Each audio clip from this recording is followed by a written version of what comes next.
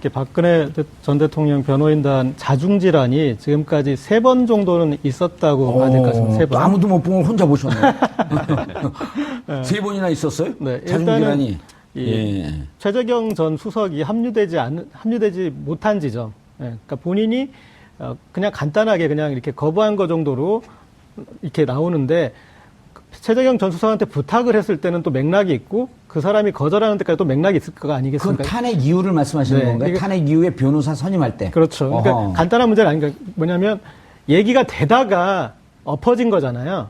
그런데 그러면 그 엎어지는 과정에서 보면 최재경 전 수석이 와서 여기를 지휘를 했어야 되는데 지휘하는 그 역할을 빼앗기지 않은 쪽이 첫 번째 있었다는 것이죠. 네. 아니, 그러니까 그거는 3월 10일 탄핵된 이유란 말인가요? 아니면 일단 지금까지 쭉 지금까지 과정에 보면 첫 번째 그러니까 정무수석에 들어갔을 때 그때 얘기하시는 거죠? 민정수석에 들어갔을 때. 예, 그 뒤에 이제 뒤에 부탁을 했을 때. 그다음 예. 두 번째는 이 박근혜 헌법재판소 대리인단에서 예. 이 밖에 나서 정치 투쟁을 하시고 그리고 갑자기 헌재에서 1시간 동안 이렇게 반론을 하고 그랬잖아요. 태극기를 등에 그런 쓰고. 돌출 돌발 행동들 그리고 그 내부에서 발언 순서를 놓고 또 조율이 안 된 모습도 보이고 그러니까 그분들 중에서도 그러니까 박 전 대통령과 좀 받아들여지는 쪽이 있고 거기에 받아들여지지 않아서 밖에서 그렇게 액션을 보여줘야 하는 그룹이 있었던 거죠. 그 탄핵 소추 대리인 변호인들 얘기 들어보면 지금 고재열 기자님 얘기한 시점을 1월 중순쯤으로 보더라고요. 그때까지 네. 법리 투쟁을 하다가 느닷없이 정치 투쟁으로 바뀐 시점이 있었다. 네. 그 이제 두 번째. 뭐 합류하고 그다음에 합류했는데 적응을 못 해낸 거죠. 그다음에 뒤에 이제 또 빠지게 됐으니. 그다음에 지금 와가지고 제가 이제 또 불협화음이 있구나라고 느꼈던 거는 검찰 조사를 받던 날 이렇게 이제 메시지가 되게 짧았는데 그 전날 이제 메시지가 있을 것이다라는 얘기가 있었고 그랬는데 결국 메시지가 없었는데 아하. 손범규 전 의원 같은 경우에 언론 인터뷰를 하면서 몰랐다라고 얘기를 했잖아요. 네. 그런데 그 중요한 어떤 그 자리에서 그 중요한 메시지에 대해서 본인이 관여하지 못했다라고. 네. 그러니까 이 안에서도 간단한 얘기로 변호인들 안에서 문고리가 형성된 거죠. 지금 문고리 권력이 새로운 신문고리 권력이 이제 뭐 변상시라고 할까요? 변상시들 중에서 문고리 권력이 새로 형성됐고 거기에서 계속 벗어나면서 이제 여기까지 왔는데 박근혜 전 대통령 입장에서는 늘 이 유체 이탈하시는 분이기 때문에 여기까지 온 과정에 희생양이 필요한 거예요. 왜 저들이 잘못해서 내가 여기까지 오게 됐다. 이제 그런 맥락을 이제 그래서 지금에야 왜냐하면 그 전까지는 그 문고리 변호사들이 심기 관리를 가장 잘했던 거죠. 그분들이 변론을 잘한 게 아니라 심기 관리를 잘해서 대통령 뜻에 맞게 얘기를 만들어줘서 맞춰줬기 때문에 옆에 있을 수 있었는데 그들 때문에 지금 여기까지 이르렀고 그리고 이제 의미 있는 지적이시네요. 역시 시사인 고재열 기자입니다. 그래서 제가 조금 덧붙이자면 유영하 변호사라는 분의 역할에 좀 주목을 하셔야 될 것 같은데요. 지금 유영하 변호사는 헌법재판소 대리인단에 포함되지 않았었거든요. 그렇죠. 네, 계속 형사사건을 맡고 있는 거였고 처음에 변론 차원에서 했던 얘기가 뭐냐면 여성으로서의 사생활을 존중해줘야 된다 이런 얘기를 했었거든요. 그러니까 같은 변호사의 입장에서 볼 때 과연 형사사건 변호인단의 변론 전략이 무엇이었는가가 저는 계속 이게 의문입니다. 그러니까, 전략이 뭐였었냐. 그러니까 헌법재판소도 물론 우왕좌왕하는 모습을 보이긴 했지만 변호사가 여러 명 있을 때는 말입니다. 변호사가 여러 명 있을 때는 각자의 역할 분담이 있어야 되거든요. 그래야지 그 당사자를 위한 효율적인 변론이 됩니다. 당연히 그렇지 않겠습니까? 그 여러 사람들이 똑같은 얘기만 반복해서도 안 되고 또 각 전문 분야에서 기여를 해줘야 되는 것인데 지금 우리 고 기자님 말씀하신 것처럼 만나러 가서 직접 얘기하는 변호사는 딱 한정돼 있었어요. 한 명 아니면 두 명이고. 그렇죠. 그중에 지금도 이제 유영하 변호사가 계속 접견도 하고 뭘 하고 있다고 그랬는데 이분이 지금 시청자분들께서 유영하 변호사라는 이름을 검색을 해보시면 제일 먼저 등장하는 게 그 BBK 사건 때하고 관련이 있거든요. 그러니까 당내 경선을 할 때. 김경준 만나러 미국에 몰래 갔다 왔던 그렇습니다. 변호사. 이명박 씨하고 당내 경선을 할 적에 그 김경준 씨를 설득하러 미국에 가서 돌아와가지고 말하자면 이명박한테 불리한 증언을 해달라 이런 걸 하러 만나러 간 사람이 유영하 변호사잖아요. 그러니까 혹은 들어오지 못하게 하든지. 그렇게 하든지. 그러니까 결국은 그때도 어떤 정치적으로 그러니까 사건을 정치적으로 몰아가서 정치적 이득을 얻기 위한 그런 역할을 하는 데 있어서 당시에 박근혜 대표 내지는 후보하고 긴밀한 연락을 갖고 있었던 것이고 지금도 보면은 변론을 하는 데 있어서 어떤 법리적인 다툼이나 증거 싸움을 하는 것이 아니고 어떤 정치적인 의미를 자꾸 부여하면서 정치적인 내용으로 가려고 한다고 그런단 말입니다. 예. 근데 그 부분을 피의자 스스로 판단을 해서 그렇게 계속 해보니까 내가 계속 불리해지더라. 그러니까 그렇게 그만하시라. 내지는 변호인을 바꾸는 상황도 생각을 해봐야 되는데 지금까지는 보면은 유영하 변호사에 대한 신임을 거두고 있는 것 같지 않아요. 그러니까 변호인을 한다고 하더라도 뭐 추가로 선임을 하거나 아니면 헌법재판 그 대리인을 했던 분들을 좀 그 중에서 일부를 뭐 교체한다거나 이런 생각을 하고 있는 것 같은데, 그러니까 오죽하면 바깥에서 보던 동생인 박지만 씨가 변호인을 좀 바꿔야 될 것 같다. 그러니까 그런 얘기들을 있어요. 먼저 하잖아요. 그러니까 객관적으로 볼 때 지금 실질적인 법리적인 어떤 도움은 받지 못하고, 제가 보기에는 변호인들의 어떤 정치적인 입장이나 또 자기 장래에 대한 어떤 전략에 의해서 좀 냉정하게 말하자면 이분이 좀 이용당하는 측면도 있다. 그런 부분까지도 피의자로서 좀 고민을 해봐야 될 텐데 그러지를 못하고 있는 게 지금 박근혜 씨의 비극이라고 저는 생각합니다. 알겠습니다.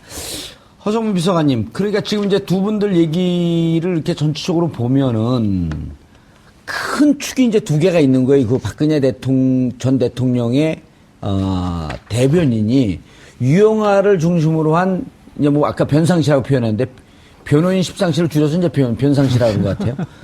유영하를 중심으로 해서 박근혜 대통령의 심기 변론을 잘하는 이런 변호사 축이 있고, 그다음 다른 한쪽에서 최재경 등을 중심으로 한 이건 법리 싸움을 해야 된다. 그렇죠. 축이 있었는데 계속 이제 이쪽에 그 딜이 밟힌 거거든요.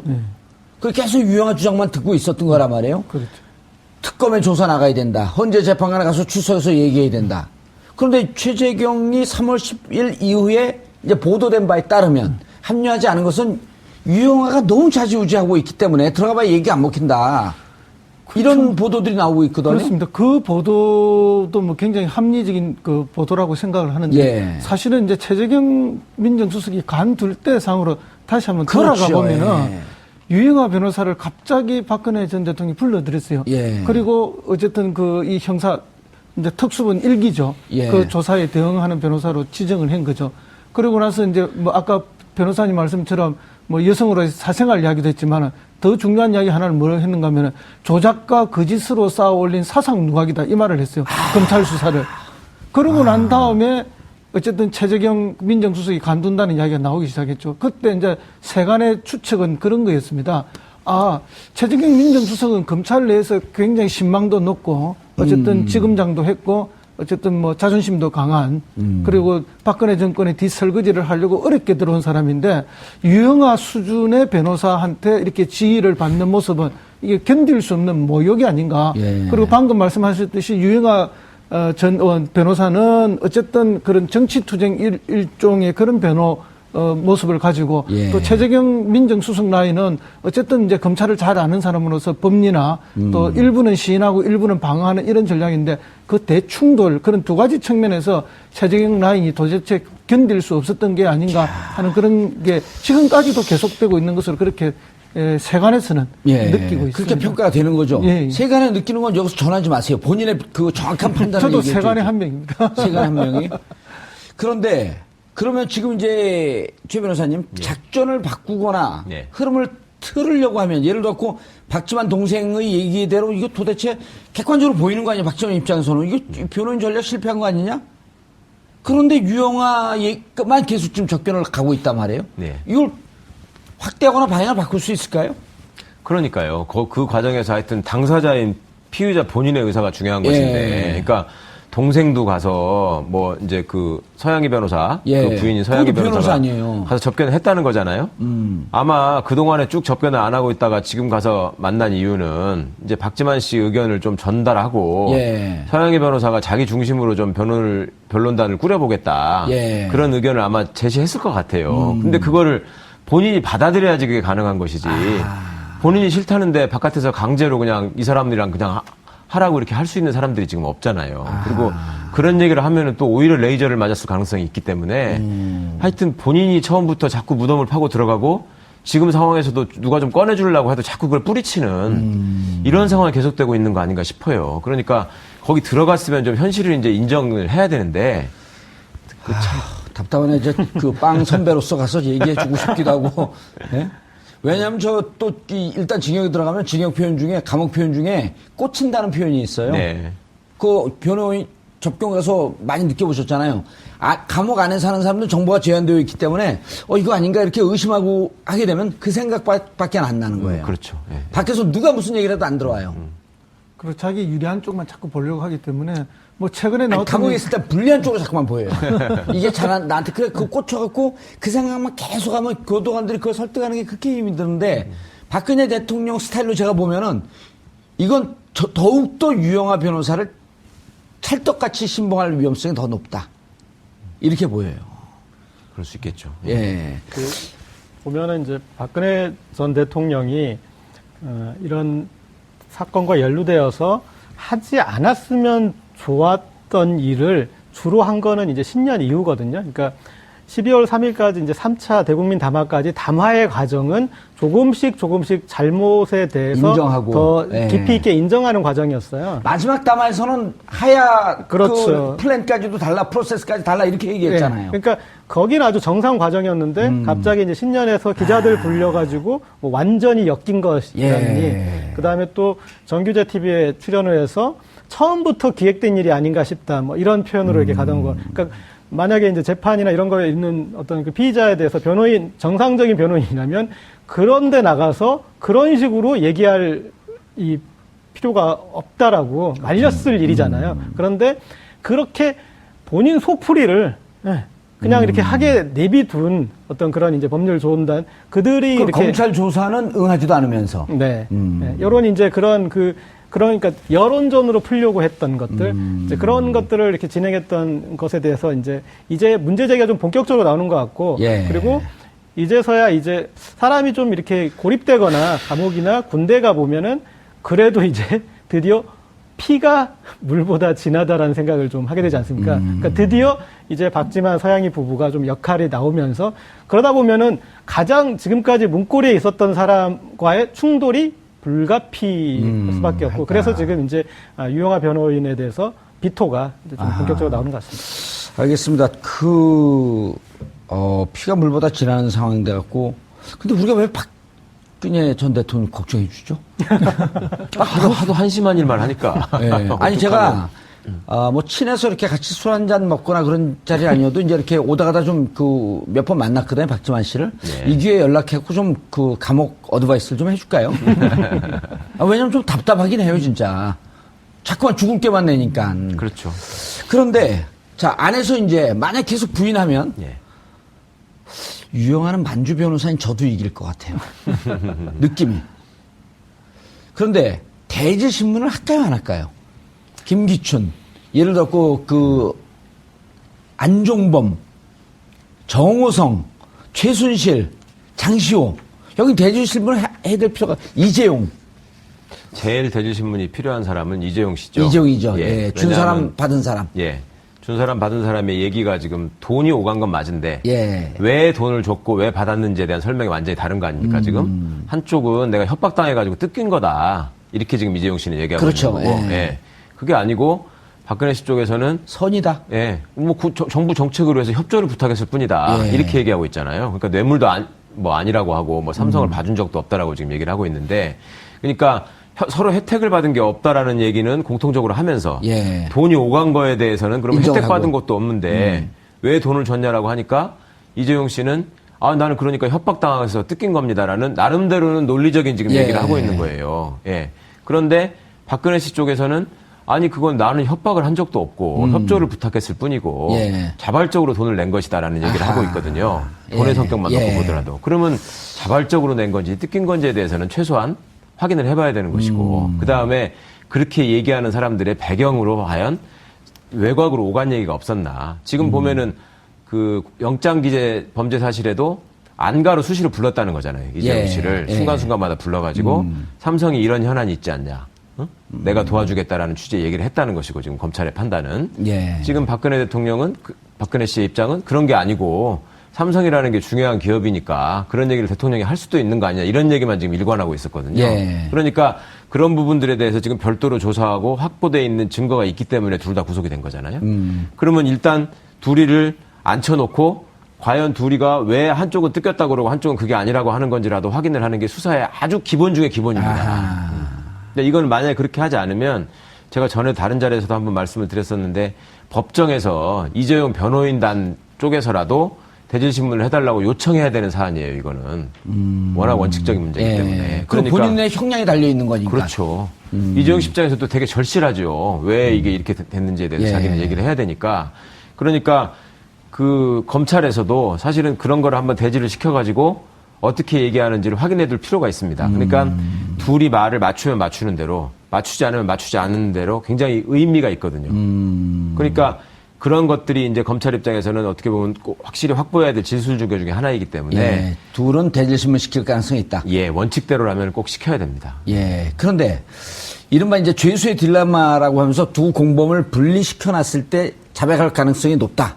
라고 하는 그 죄수의 딜레마가 뇌물죄에서부터 나온 거라고 하는 게 맞나요? 물론 그렇죠. 그래야지 뭐 나의 형량이 좀 더 어떤 게 더 유리할 것인가 생각을 해가지고 뭐 결국은 하여튼 둘 다 자백하는 쪽을 택하게 된다. 뭐 이런 식의 결론이 나오는데. 그게 뇌물죄로부터 시작한 건가요? 네네. 지금은 이제 그 죄수의 딜레마가 정확하게 적용이 되려면 둘 다 완전히 격리가 돼가지고 상대가 무슨 얘기하는지를 모르고 있어야지 이제 이게 그 법칙이 적용이 되거든요. 전문용어로 이제 비둘기 못 띄우게. 통방 근데 못하게. 이제 한쪽은 구속돼 있고 한쪽은 바깥에 있고 하면서 언론 보도나 이런 것들을 통해서 무슨 얘기하는지를 지금 다 알고 있잖아요. 그러니까 그거는 오히려 수사기관의 입장에서는 앉혀놓고 그래 한번 할 수 있는 데까지 거짓말 해봐라. 나는 그대로 적어주겠다. 그리고 법정에 가서 다 깨트리겠다. 이게 어떻게 보면 수사하는 입장에서는 또 유효한 전략이죠. 알겠습니다. 호성모 비서관님. 그런데 정말 중요한 사람들 이재만 안 보고 어디 갔어요? 한번 좀 찾아오세요. 글쎄 말입니다. 문고리 3인방 중에 정호성 들어가 있고 이재만 안봉근에 대해서 누가 숨기는지 계속 숨기고 있어요. 이 친구들이 20년 정도를 박근혜 전 대통령을 모신 사람들인데 그 윤전추, 뭐 이영선 이런 사람들은 헌재에 나와서 증언을 하고 또 박근혜 전 대통령께 뭔가 유리한 활동을 하려고 애를 썼잖아요. 근데 20년을 모신 이 사람들은 어디 간지 흔적이 없어요. 헌재 출석도 다 거부했고. 헌재에 나와서 박근혜 대통령을 위해서 증언 좀 해달라 했을 때도 완전 사라져버려 나타나지도 않고. 그래서 아주 의리 없는 사람들이 아닌가. 이렇게 일반적으로. 전략일까요? 의리 없는 사람들일까요? 첫째는 이제 의리 없는 사람이라고 일반적으로 보고 있는 것이고요. 그래서 지살길만 찾고 있는 것이 아닌가. 거기 나가서 이렇게 증언하고 이럴 때 혹시나 특검에, 그때 당시에 특검이 있지 않습니까? 특검에 뭐 책을 잡혀서 다시 수사를 받지 않을까 하는 그런 두려움들 때문에 자기 일신 돌보기, 그런 배신의 모습을 보여준 게 아닌가. 그게 지금 보편적인 것 같습니다. 근데 이제 전략으로 보는 사람들은 정호성이 다 뒤집어 쓰고 갔으니까 둘은 잘 보존해놨다가 나중에 박근혜 전 대통령을 위해서 뭔가 역할을 하게 만들자 하는 그런 전략으로 이야기하는 사람들도 있지만 전자가 더 우세한 느낌입니다. 알겠습니다. 두 전략이 뭐 이거 너무 궁금하더라고요.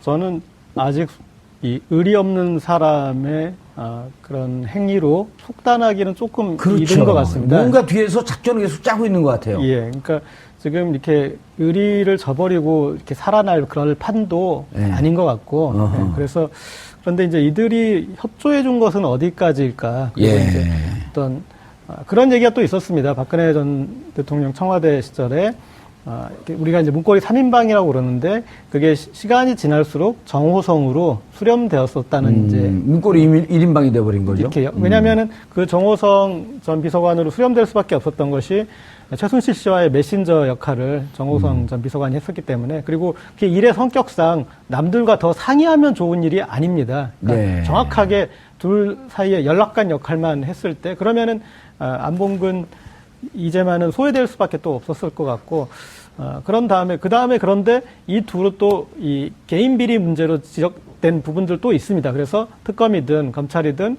일단 수사를 걸어서 진행할 수 있는, 엮을 수 있는 부분들이 분명히 있는데, 아직까지 이렇게 좀 적극적이지 않은 부분에 대해서는, 그래서 그렇다고 또 이들을 특별히 봐줘야 할 이유도 없기 때문에, 저는 어느 일정 정도의 또 협조도 있을 수도 있는 거 아닌가. 그래서 좀, 아직까지는 저는 아직 좀 판단을 못 하겠습니다. 알겠습니다. 최 변호사님, 검찰 그 공소장을 보면, 공소장인가? 구속영장을 보면은, 롯데와 SK는 강도 높은 수사를 받았고, 그 회장이. 그런데 현재로서는 강요에 의한 피해자로 적시가 되어 있단 말이에요. 그런데 보면은 롯데 같은 경우는 추가로 70억 달라 그랬다가 준 다음에 압수수색 들어가기 전에 돌려주고, SK 같은 경우는 80억 달라 그러니까 좀 깎아갖고 30억 주고. 그리고 둘 다 면세점 떨어졌다가 다시 면세점 됐고 예. 이런 등등의 인과관계가 있는데 앞으로 이것이 좀 더 추가 조사가 되면서 네. 뇌물죄로 될 가능성을 열어놨나요? 아니면 여기서 끝난 건가요? 가능성은 계속 열어놔야죠. 왜냐하면 그 삼성을 지금 뇌물로 그 어차피 공소장을 바꿀 것 같습니다. 지금 법정에서 판사가 물어봤다는 거거든요. 예. 강요죄하고 뇌물죄에 대해서 정리를 해라. 아하. 왜냐하면 이중기소라는 주장을 하니까. 예. 그러니까 이제 검찰이 이중기소 아니다. 정리하겠다. 이렇게 예. 얘기를 했었거든요. 예. 근데 박근혜 씨 기소와 동시에 정리하겠다는 얘기예요. 그 얘기는 뇌물죄를 우선되는 범죄로 정리를 하겠다는 얘기입니다. 그렇다면 삼성의 다음 전략은 뭐가 되겠습니까? 왜 다른 기업들도 똑같이 돈 냈는데 거기는 강요죄고 우리만 뇌물죄 이렇게 나올 거 아니겠어요? 예. 그러니까 검찰 입장에서는 아니다 다른데도 그 어떤 대가 관계나 청탁의 내용만 다를 뿐이지 이것도 다 뇌물이었다라고 가는 게 훨씬 더 일관성이 있고 이재용과 박근혜 그 뇌물 공여 내지는 수수 관계에 예. 그거를 입증하기가 훨씬 더 일관되고 논리적으로 보이게 되는 것이죠. 그러니까 검찰이 수사 의지가 있다면 그리고 여태까지 그러니까 뇌물로 확실하게 공소를 유지할 자신이 있다면 다른 기업에 대해서도 뇌물죄를 적용하고자 하는 시도를 할 겁니다. 예. 끝까지. 예. 그러니까 그 부분은 아직 저는 그 닫혀 있지 열려 있다. 않다고 봅니다. 예. 허성모 비서관님, 네. 우병우 어떻게 됐어요? 우병우하고 안 친해요? 우병우는 뭐 앞으로 해도 우병우고 뒤로 해도 우병우다 이랬는데 그 우병우 수사가 사실은 뭐 이 사건의 마지막 종착점이 아닌가 예. 이렇게 많은 분들이 봐요. 사실은 이 사건이 이렇게 커지고 엉망이 되고 비극적인 상황까지 올 동안에 어떤 뭐 이렇게 워치독 역할을 해야 되는 게 우병우였는데 오히려 방치하고 또 방조했던 그런 역할이었고 오히려 그런 최순실의 국정농단을 심지어 도와준 게 아닌가 그 도움을 위해서 직권남용이라든지 이런 걸 행한 게 아닌가 이래서 우병우의 수사는 반드시 필요하다. 그게 또 국민 정서가 마지막 우병우를 종점으로 찍어야 한다는 게 이제 요구이기도 합니다. 그런데 뭐 그동안 수사가 안 된 거에 대해서는 검찰에 대한 오해도 많고 또 오해가 아니라 그것이 사실일 수도 있고 그런데요. 어쨌든 검찰이 이제 뭐 지금 원래 내일 5일날 수사를 하겠다는데 우병우 측에서 하루만 더 시간을 달라 해서 6일날 소환해서 수사하겠다는 거 아닙니까? 그 어쨌든 검찰이 우병우 전 민정수석에게도 굉장히 친절한 검찰 이런 모습을 보여주는 게 사실이고요. 사실 뭐 국민들 입장에서는 과연 수사가 되겠느냐 이렇게 의심을 할 수밖에 없죠. 그동안 뭐 검찰하고 뭐 천여 차례의 이런 통화가 있었고 그 중에 총장과의 통화도 있었고 법무부 검찰국장과의 통화도 있었고 이용렬 중앙지검장하고도 있었고 뭐 이렇게 됐기 때문에 사실상 이게 뭐 수사하는 척만 하고 안 될 거다 이런 이야기들을 많이 하니까 검찰에서 발끈했어요. 우리가 지금 뭐 46명이나 이미 조사를 했고 우병우를 수사하기 위해서 사전 준비를 이렇게 많이 했다. 이렇게 오늘 이야기들이 많이 흘러나왔는데 결국은 우병우의 그 죄과들을 밝혀내는 것이 김수남 총장의 마지막 임무가 아닌가. 그리고는 결국은 옷을 본인도 벗는 것이 아닌가 이렇게 예측하고 있습니다. 오, 세게 예측을 하시네. 사실은 박근혜 전 대통령이 구속이 되고 이 상황이 있으면 이제 자기는 옷을 벗어주는 게 맞는 이야기죠. 그런데도 안 벗고 있기 때문에 뭔가 더 마지막 임무가 남아있는 것이 아닌가. 그래서 이제 우병우를 정리하는 거. 그게 육참골단의 마지막 모습이 아닌가. 어떻게 보세요? 이런 얘기가 있잖아요. 김수남 총장이 우병우로 치면은 유지가 될 거고 우병우를 못 치게 되면 옷을 벗는 상황이 올 것이다. 그러니까 검찰 내부에서야 당연히 앞으로 검사를 쭉 해야 되는 사람의 입장에서는 우병우 씨에 대해서 어떻게든 확실하게 처리를 하고 넘어가야지만 그나마 검찰이 살 수 있는 여지가 생긴다라는 생각을 가질 수밖에 없고요. 시간이 걸리는 이유는 사실은 지금 이제 허성무 평론가님 말씀하신 것처럼 수천 회의 통화 또 여러 가지 밀접한 관계에서 지금 현재 검찰 수뇌부가 우병우로부터 자유롭지 못하다라는 점이 아마 이제 시간을 끄는 요인이 됐을 겁니다. 그런데 지금쯤은 이제 결정을 해야 되는 순간이죠. 상황이 됐죠. 그리고 우병우 입장에서도 사실은 계속 계산을 하고 있어야 될 것 같아요. 그러니까 검찰과의 어떤 딜을 시도는 하겠지만 자기도 평생 감옥살이를 할 게 아니고 어차피 나와서 또 재기를 노려야 할 거기 때문에 좀 싸게 들어가자. 지금 상황에서 그렇죠. 검찰과 어느 정도의 선에서 인정을 하고 형을 사는 거를 택할 것인지 아니면은 끝까지 협박을 해가지고 만약에 나를 죽이면 나도 가만히 있지 않겠다. 나도 다 터뜨린다라고 하면서 끝까지 버팅길 것인지에 대한 판단을 해야 될 것인데 그거는 양쪽 간에 어차피 서로 간의 피해를 최소화하고 접점을 찾아야 되는 상황일 것 같고요. 그렇다면 우병우 씨 입장에서도 지금 나와서 재기를 할 수 있는 유일한 통로라고 하면 제가 보기에 형기가 종료되고 선거에 출마할 수 있는 자격만 확보가 되면 결국 고향으로 돌아가가지고 과거에 다른 사람들이 했던 것처럼 영주에서 네 영주나 뭐 봉화 같은 지역에서 아니면 대구에서 뭐 정치인으로서 재기하는 이런 길을 장기적으로 생각해야 되지 않겠습니까? 그렇다면은 지금 선에서 과연 검찰에다가 반기를 들고 말하자면 그 조직이 어찌 될 망정 내가 살기 위해서 예, 수뇌부를 완전히 난도질하는 그런 선택까지는 아마 못하지 않을까. 그렇다면은 본인의 개인 비리 그다음에 직권남용의 여지나 흔적들이 지금 너무나 많은 곳에서 지금 나오고 있기 때문에 또 당한 공무원들이 너무 많기 때문에 그런 점들을 피해갈 수 없다라는 생각은 본인이 어느 정도 할 것 같습니다. 저도 뭐 숟가락 조금 얹자면 젓가락도 얹히세요. 그런 수순일 것 같습니다. 가장 무난한 것은 우병우 전 수석 같은 경우에 최순실 씨 관련된 국정농단의 이 비리와 연루돼서 들어가는 선택은 안 할 겁니다. 마지막 어떤 최후의 마지노선이기 때문에 그 전에 어떤 개인 비리 문제나 정강. 그리고 아니면 이제 문체부 어떤 직원들 징계 자천시킨 거.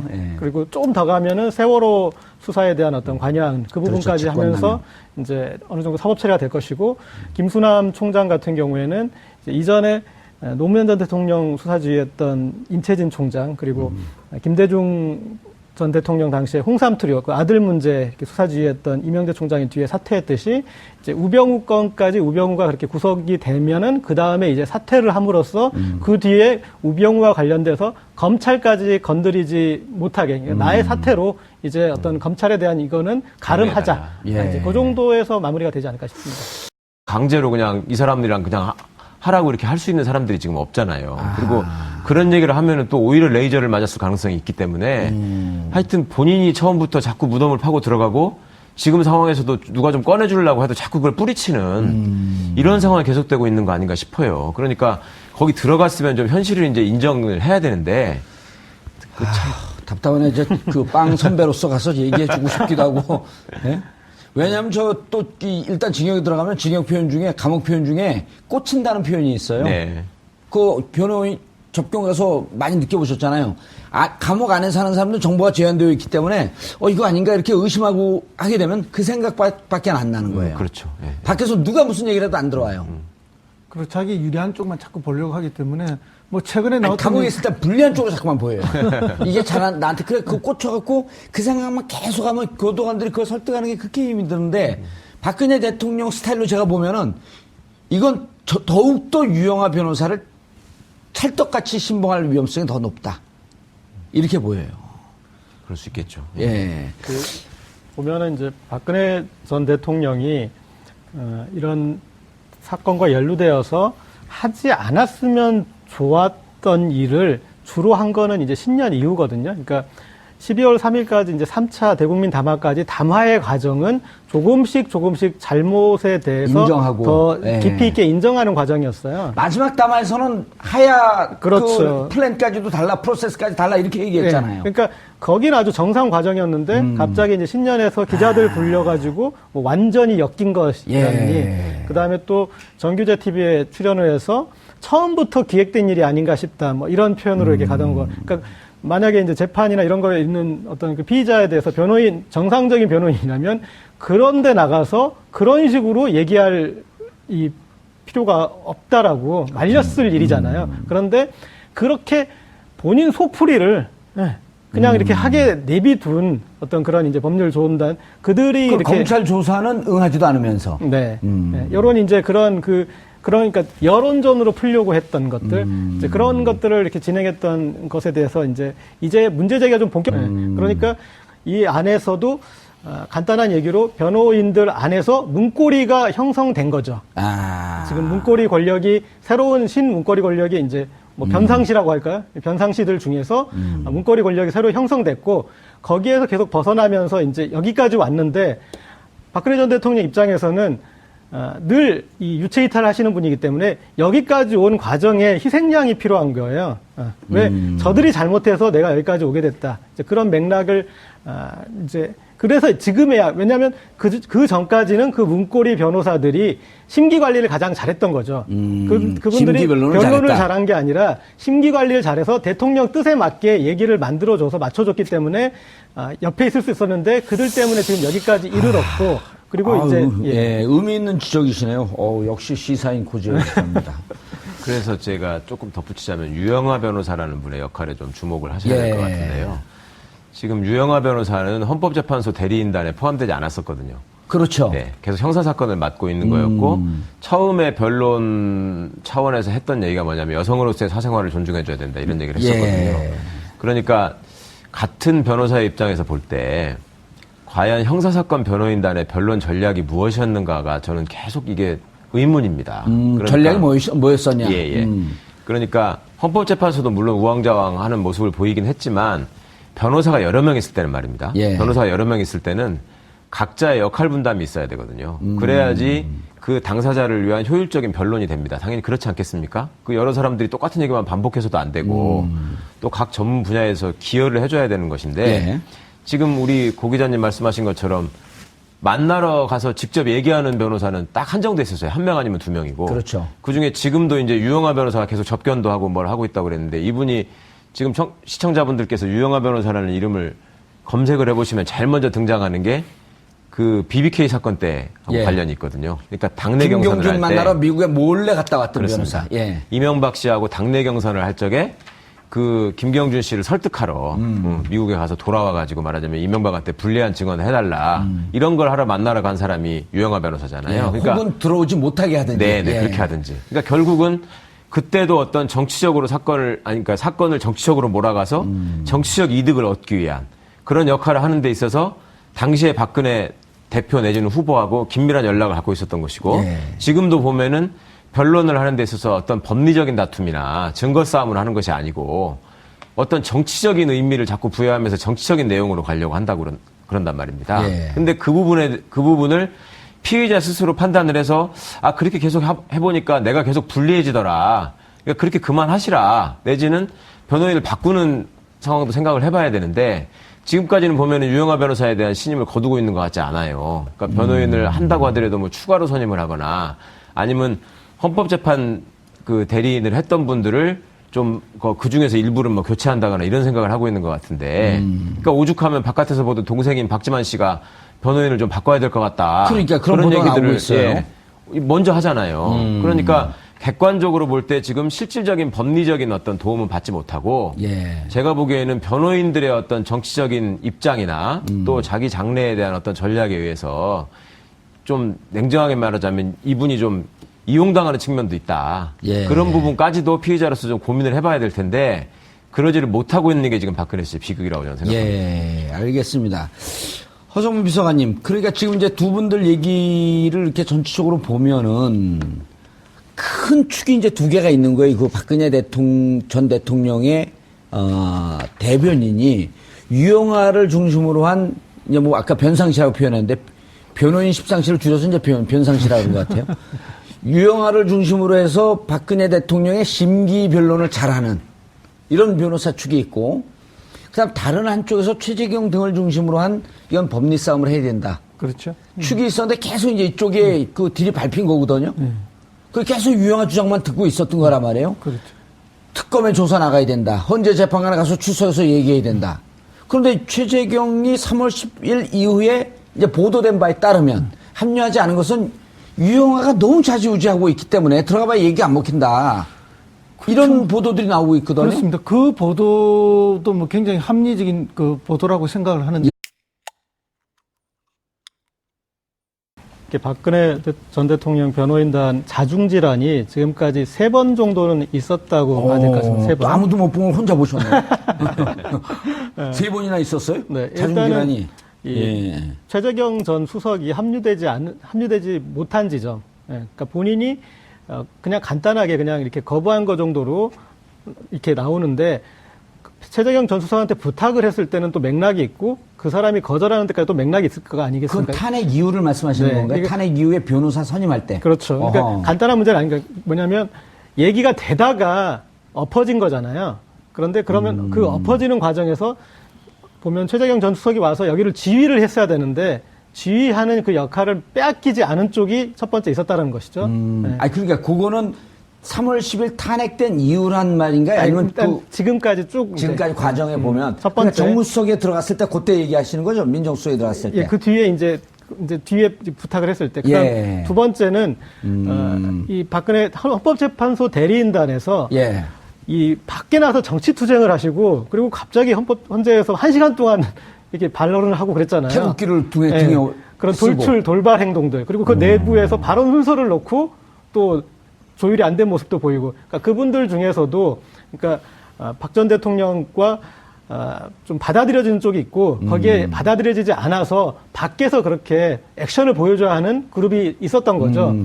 그 탄핵 소추 대리인 변호인들 얘기 들어보면 지금 고재열 기자님 얘기하는 시점을 1월 중순쯤으로 보더라. 그때까지 법리 투쟁을 하다가 느닷없이 정치 투쟁으로 바뀐 시점이 있었다. 그 이제 두 번째. 뭐 합류하고 그다음에 합류했는데 적응을 못 해낸 거죠. 그다음에 뒤에 이제 또 빠지게 됐으니. 그다음에 지금 와가지고 제가 이제 또 불협화음이 있구나라고 느꼈던 거는 검찰 조사를 받던 날 이렇게 이제 메시지가 되게 짧았는데 그 전날 이제 메시지가 있을 것이다라는 얘기가 있었고 그랬는데 결국 메시지가 없었는데 아하. 손범규 전 의원 같은 경우에 언론 인터뷰를 하면서 몰랐다라고 얘기를 했잖아요. 그런데 그 중요한 어떤 그 자리에서 그 중요한 메시지에 대해서 본인이 관여하지 못했다라고. 사실은 이제 최재경 민정수석이 관둘 때 상으로 다시 한번 돌아가 보면은 유영하 변호사를 갑자기 박근혜 전 대통령이 불러들였어요. 그리고 어쨌든 그 이 형사 이제 특수본 1기죠. 그 조사에 대응하는 변호사로 지정을 한 거죠. 그러고 나서 이제 뭐 아까 변호사님 말씀처럼 뭐 여성으로 사생활 이야기도 했지만은 더 중요한 이야기 하나를 뭘 했는가 하면은 조작과 거짓으로 쌓아 올린 사상 누각이다 이 말을 했어요. 검찰 수사를. 그러고 난 다음에 어쨌든 최재경 민정수석이 관둔다는 이야기가 나오기 시작했죠. 그때 이제 세간의 추측은 그런 거였습니다. 최재경 민정수석은 검찰 내에서 굉장히 신망도 높고 어쨌든 지검장도 했고 어쨌든 뭐 자존심도 강한 그리고 박근혜 정권의 뒷설거지를 하려고 어렵게 들어온 사람인데 유영하 수준의 변호사한테 이렇게 지휘를 받는 모습은 이게 견딜 수 없는 모욕이 아닌가. 그리고 방금 말씀하셨듯이 유영하 전 의원 변호사는 어쨌든 그런 정치투쟁 일종의 그런 모습을 가지고 또 최재경 민정수석 라인은 어쨌든 이제 검찰을 잘 아는 사람으로서 법리나 또 일부는 시인하고 일부는 방어하는 이런 전략인데 그 대충돌 그런 두 가지 측면에서 최재경 라인이 도대체 견딜 수 없었던 게 아닌가 하는 그런 게 지금까지도 계속되고 있는 것으로 그렇게 세간에서는 느끼고 있습니다. 그렇게 평가가 되는 거죠. 세간에 느끼는 건 여기서 전하지 마세요. 본인의 그 정확한 판단을 저도 얘기해 세간의 줘야죠. 한 명입니다. 세간의 한 명이. 그런데 그러면 지금 이제 최 변호사님 작전을 바꾸거나 흐름을 틀으려고 하면 예를 들어 박지만 동생의 얘기대로 이거 도대체 객관적으로 보이는 거 아니야? 박지만 입장에서는 이거 변호인 전략 실패한 거 아니냐? 그런데 유영아만 계속 지금 접견을 가고 있단 말이에요. 이걸 확대하거나 방향을 바꿀 수 있을까요? 그러니까요. 그 과정에서 하여튼 당사자인 피의자 본인의 의사가 중요한 것인데, 그러니까 동생도 가서 뭐 이제 그 서양희 변호사, 그 부인인 서양희 변호사가 가서 접견을 했다는 거잖아요. 아마 그 동안에 쭉 접견을 안 하고 있다가 지금 가서 만난 이유는 이제 박지만 씨 의견을 좀 전달하고 서양희 변호사가 자기 중심으로 좀 변론단을 꾸려보겠다 그런 의견을 아마 제시했을 것 같아요. 근데 그거를 본인이 받아들여야지 그게 가능한 것이지. 본인이 싫다는데 바깥에서